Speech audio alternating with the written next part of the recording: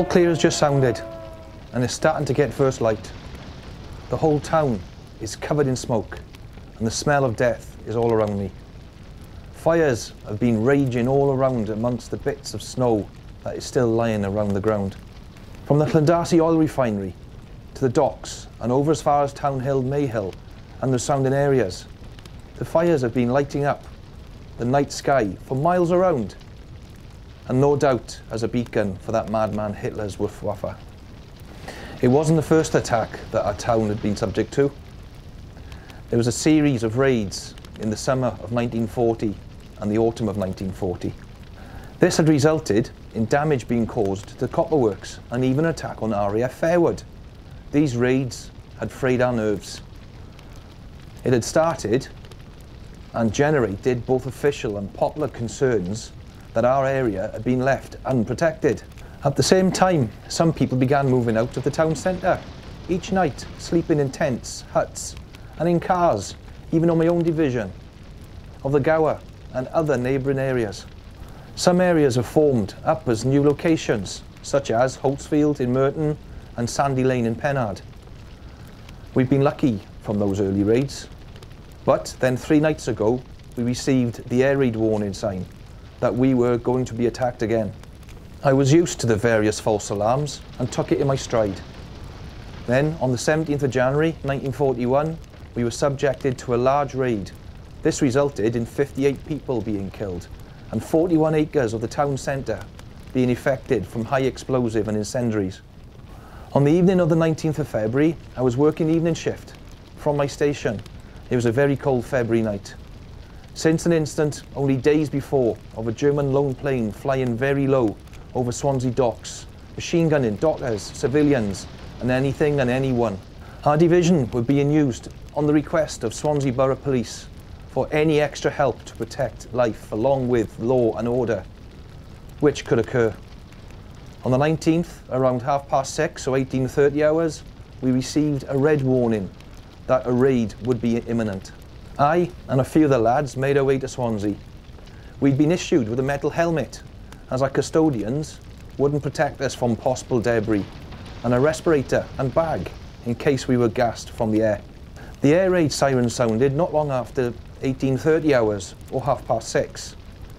People were making their way to all the various air raid shelters that had popped up in and around the town and the Sandfields area. Not long after the siren ended, the sound was still ringing in my ears.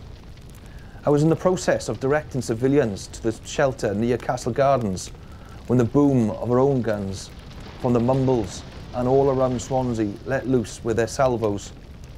On hearing this, I ran to the nearest police box and waited orders to see which sector of the town I would be posted to. On this night, I was posted along with the Swansea Borough Officer near the hospital on St Helens Road. At dusk, I heard the droning noise coming from behind me and from the direction of Wynarloedd. The noise was getting louder and louder. I realised it was German planes. They must be using the hill as a bomb run route. Bomb us, and then just fly directly out over Swansea Bay and to the channel and away. The night lit up with searchlights and explosions from our guns. Then, loud screaming sounds were getting louder. It was the bombs being released, and they were spinning down towards us. I was getting used to the way the bombs were being dropped. They would drop in sets of 6. I stood near the police box and hoped for the best. The explosions were tremendous. I could feel my body shake from the vacuums of the blasts that were going all around the area. That first night, the raid lasted for a number of hours before the all clear sounded. By the time I'd finished helping getting the injured people out of the rubble from some homes hit, I was shattered. The evening of the 20th was again a vicious raid. I was helping to put out the fires in and around the town centre with members from the fire service. Swansea Borough Police were also firemen at this time. Then earlier, last night, the 21st, we were subject to a third and most hard-hitting raid. The 3 nights were the worst I've ever experienced. I had earlier been posted to the Strand. There was located a makeshift mortuary.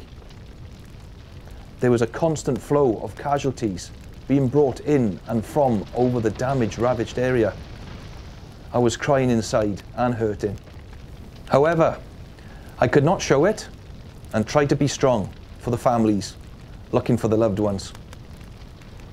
Earlier, I saw in the dusk light the smoke rise into the air over Llandarcy, and the flames were burning very fiercely.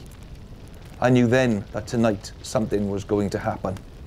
I walked around many properties, warning everyone that when the siren sounded, they were to make their way to the nearest shelter or get into the Andersons in the rear gardens. I even had to show a young mother on how to fit her baby into a gas-proof black rubber respirator in case of possible gas attack. The mother did not wish to place the baby in the respirator, and the baby refused to go inside. She announced to me that if it did not work, they would die together. I felt a lump in my throat on hearing this. In the cold night air, I heard that peculiar throbbing sound of the German planes that they make. The gun batteries opened up and the searchlights turned on. Those lights weren't needed, as the fire from the previous raids was silhouetting the planes above us. I couldn't remember being afraid. That night, they dropped thousands of incendiaries and even flares which would be falling from the sky slowly. These lit up the whole town and the hill. There were also landmines falling. These were being dropped by parachute. When these blew up, the whole building would disappear, the force of which also pushed my helmet back. The one which landed near you, you never heard the bang. It was only a very loud thump. The drop was in sets of 6. The whistle would sound and then explode. One set, I counted 4 drop in and not 6. These 2 I knew would be unexploded. I ran to the police box and reported it to inform the bomb disposal lads. The air was filled with brick dust and smoke. I had real difficulty in breathing at times. There was a strong smell of gas also. This must have been where the gas and water mains were hit. During the raid, a man in his mid-30s ran up to me and a colleague from Swansea Borough.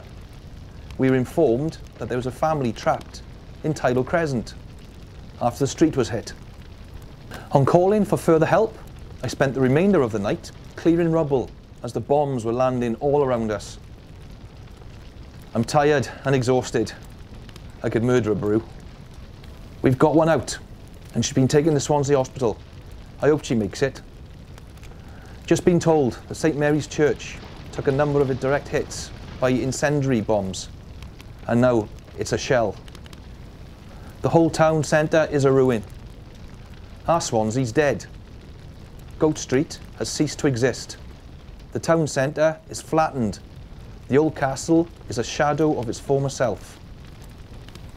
From the 19th to this morning, the 22nd, it has now been clear the German aim was to destroy the docks, the railway station and the copper industry, as well as the oil refinery. Well, they've certainly done that and more. The morale, however, I've noticed is undoubtedly good. Practically no grumbling.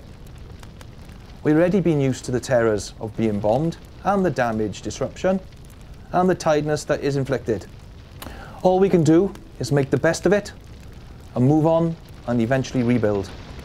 During the 3 night splits between the 19th of February and the 21st of February 1941, more than 30,000 incendiary bombs were dropped, leaving 575 businesses' premises burnt out, 282 houses demolished, and 11,084 damaged. The human cost was devastating. 227 people were killed, 37 of them under the age of 16 years.